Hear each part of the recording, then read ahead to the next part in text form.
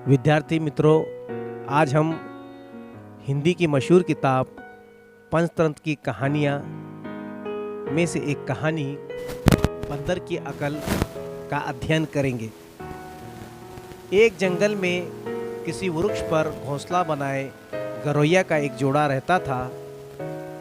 वर्षा के दिनों में एक बार जमकर पानी बरसने लगा।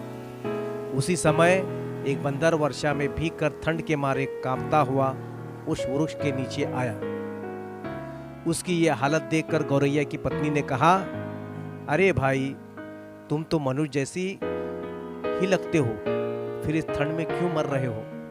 कहीं छप्पर छाया का प्रबंध करो, भगवान ने तो तुम्हें 2 हाथ भी दिए हैं। उसकी बात सुनकर बंदर को क्रोध आ गया।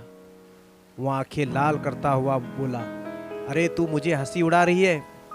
अपने घोंसलों पर बड़ा घमंड है तुझे, अभी बताता हूँ। बंदर झट से उसके पेड़ पर चढ़ गया और उसके पास जाते ही घोंसले के टुकड़े टुकड़े कर दिए।